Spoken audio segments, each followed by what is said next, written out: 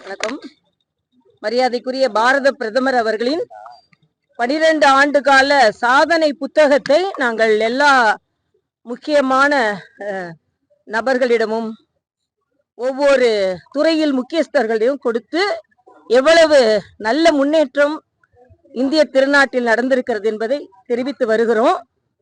அதன் அடிப்படையில் புத்தகத்தை என் அன்னை வடிவுடையம்மன் பாதத்தில் வைத்து இன்னைக்கு ஆரம்பிக்கிறதுக்காக இன்னைக்கு நான் வந்திருக்கேன். உண்மையிலேயே பாரத பிரதமர் இன்று இந்த நாடு இவ்வளவு பாதுகாப்பாகவும் வளர்ச்சி அடைந்ததாகவும் இருக்கிறது என்றால் அது பாரத பிரதமர் நரேந்திர மோடி அவர்களால் தான். அது மட்டும் இல்ல, தமிழ்நாடு இன்னைக்கு இவ்வளவு வளர்ச்சி அடைந்திருக்கிறது என்றால் அதுவும் பாரத பிரதமர் அவர்களின் முழு முயற்சியால் தான். அதனாலதான் இன்னைக்கு எல்லா ஏர்போர்ட்டும் வளர்ச்சி அடைந்திருக்கிறது, எல்லா போர்ட்டும் வளர்ச்சி அடைந்திருக்கிறது, சாலை வசதிகள் போடப்பட்டு இருக்கிறது, தூத்துக்குடி விமான நிலையம் கூட முன்னேற்றப்பட்டு இருக்கிறது. ஆக எப்ப அடிப்படை வசதிகள் அதிகமாகிறதோ அந்த மாநிலம் வளர்ச்சி அடையும்.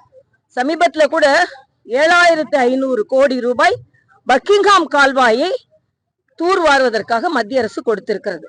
இதுல ஒன்றை நாம் இன்றைக்கு சொல்ல வேண்டியது என்னன்னா, மரியாதைக்குரிய ஆளுநர் அவர்கள் மதுரைக்கு செல்கிறார்கள். போகும்போது வைகையை பார்க்கிறாங்க. ஏற்கனவே மிக மிக சுத்தமில்லாத நகரம் மதுரை என்ற பெயரை சென்ற ஆட்சி வாங்கி வைத்திருக்கிறது. அதோட எம்பி வெங்கடேசன் அவர்கள் கம்யூனிஸ்ட் கட்சியை சார்ந்தவர்கள். இதை பற்றியெல்லாம் அவங்க கவலைப்படல. ஆனா மரியாதைக்குரிய ஆளுநர் அவர்கள் மதுரைக்கு போகிறார்கள். என் அன்னை மீனாட்சி ஆட்சி செய்து கொண்டிருக்கின்ற மதுரைக்கு போகிறார்கள். வைகையை பார்க்கிறார்கள். பல இடங்களில் வைகை காய்ந்து போய் இருக்கிறது, சில இடங்களில் குப்பை கூலமாக காட்சி அளிக்கிறது. உடனே அவர் என்ன சொல்கிறார் என்றால், இந்த வைகையை இப்படி வைத்திருக்கிறீர்களே, இதை சுத்தப்படுத்துங்கள், சுத்தப்படுத்தவில்லை என்றால் மக்கள் பவனம் களத்தில் இறங்க வேண்டி இருக்கும்னு சொல்றாரு. இதுல என்ன தவறு? என்னை கேட்டால் ஆளுநர் என்ன சொன்னாரோ அதை முதல்ல கவனிங்க. உங்களால நதிகளை சுத்தமாக வைத்திருக்க முடியவில்லை என்பதை ஒப்புக்கொள்ளுங்கள். ஆனா இன்னைக்கு சு வெங்கடேசன் உடனே சொல்றாரு, ஏன் கூவத்தை பார்க்க வேண்டியது தானே, கூவத்தை பார்க்காம ஏன் வைகையை பாக்குறீங்கன்னு. உங்களுக்கு வெட்கமா இல்லை இதையெல்லாம் கேட்பதற்கு? கூவத்தை சரி செய்யறேன்னு 1500 கோடி ரூபாய் ஒதுக்கி இன்னைக்கு கூவம் அப்படியே முகத்தை பார்த்தா கூவ தண்ணி நல்லா தெரியும்னு சொன்ன அந்த திமுக கூட தான் நீங்க இதுக்கு முன்னால கூட்டணி வைத்திருந்தீர்கள்.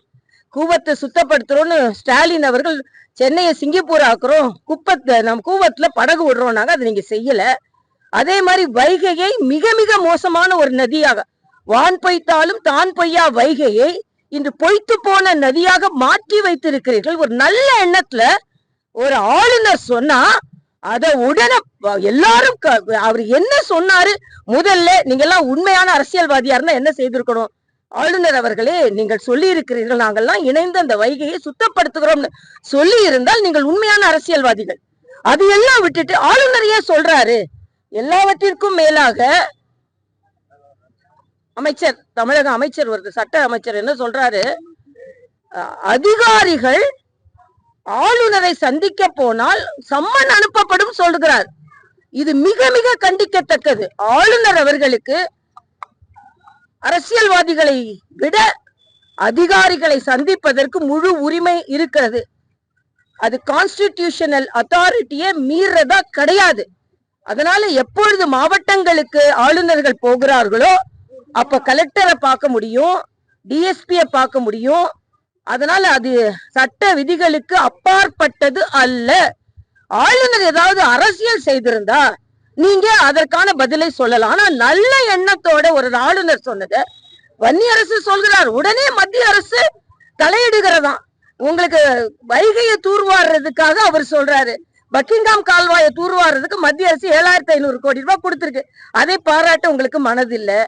அது மட்டும் இல்ல, உதயநிதி ஸ்டாலின் சொல்றாரு, உடனே மாநில அரசு ஆளுநர் அவர்களை அடிபணிந்து போகிறது என்று சொல்கிறீர்களான்னு.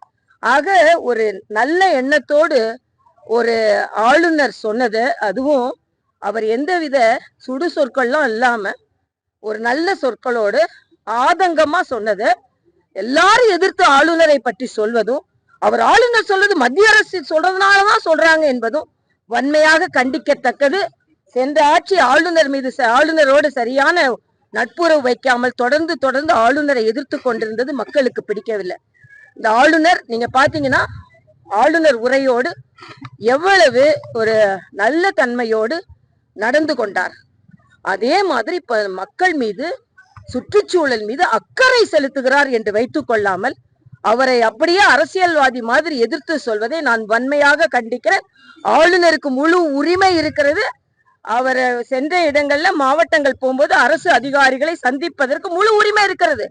ஆனா எங்களை கேட்காம அவரை பார்க்க கூடாது என்று தமிழக அமைச்சர்கள் சொல்வது சரியல்ல. அது ஆணவத்தின் வெளிப்பாடு என்பதை நான் தெரிவித்துக் கொள்கிறேன். அனிதா ராதாகிருஷ்ணன் வந்து கைது செய்து அவர் ராஜினாமா பண்ண சொல்லி வற்புறுத்தினாங்கன்னு ஒரு பேட்டி. அதாவது அனிதா ராதாகிருஷ்ணன் கைது செய்யப்பட வேண்டியவர். இன்னைக்கு நீதிமன்றத்துல நீதி அரசர்கள் என்ன சொல்லி இருக்கிறாங்க? ஒரு தேர்ந்தெடுக்கப்பட்ட எம்எல்ஏ பேசுற பேச்சா இதுன்னு கேட்டிருக்காங்க. அது நீங்க வாய்க்கு வந்ததெல்லாம் பேசுவீங்க, எல்லாரும் பொறுத்து கொண்டு இருக்கணும்னா இல்ல. அவங்க அவரை முதலமைச்சர் மாத்திரம் வாய்க்கு வந்து பேசல. திமுகவை சார்ந்தவர்கள் இணையதளத்துல பேஸ்புக்ல மற்ற தலைவர்களை அசிங்கமா எழுதுறாங்க. அதை இதுவரைக்கும் ஸ்டாலின் கண்டிக்கல. அதனால அனிதா ராதாகிருஷ்ணன் கைது செய்யப்பட்டது சரியான நடவடிக்கை. ஏனென்றால் நாகரிகமான பேச்சு இருக்கணும். எதிர்கட்சிகளை விமர்சனம் செய்யும் போது கூட வரம்பு மீறி இருக்கக்கூடாது. வாய்க்கு வந்து எப்படி வேணாலும் நான் பேசுவேன் என்றால் எப்படி அதை ஒத்துக்கொள்ள முடியும்? அதனால இது அவர் கைது மற்ற இது மாதிரி அசிங்கமா எழுதுறவங்களுக்கு ஒரு பாடமாக இருக்க வேண்டும். எதிர்குரல் கொடுத்தாலும் அதை நாகரிகமாக கொடுங்கள் என்பது எனது கருத்து.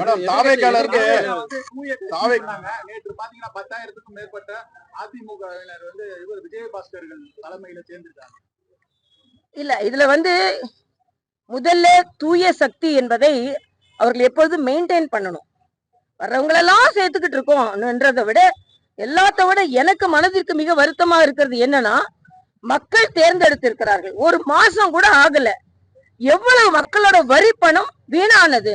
அதுல உடனே விஜயபாஸ்கர் போன்றவர்கள் எல்லாம் 80,000 ஓட்டுக்கு மேல வித்தியாசத்துல ஜெயிச்சவங்க மக்களின் அந்த எண்ணத்தை கொஞ்சம் கூட மதிக்காம உடனே நீங்க ராஜினாமா செய்துட்டு சுயநலத்திற்காக ராஜினாமா செய்கிறீர்கள் என்றால், சுயநலத்திற்காக ராஜினாமா செய்யும் சட்டமன்ற உறுப்பினர்களை ஜனநாயகத்தில் சார்ந்த மக்கள் மன்னிக்க மாட்டார்கள் என்பதான் எனது கருத்து. அதான் சுயநலத்திற்காக, அப்பட்டமான சுயநலத்திற்காக இவர்கள் எல்லாத்துக்கும் உடனே ஒரு காரணம் சொல்லிடுவாங்க. அங்க ஆளுநர் ஆட்சிக்கு வர முயற்சி செஞ்சாரு, பாஜக பின்னால் வந்து இயக்கிச்சு.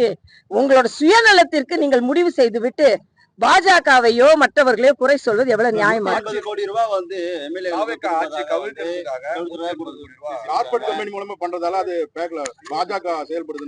நல்ல கதையா இருக்கு. பாஜகவுக்கு அப்படிப்பட்ட அவசியம் இல்லை.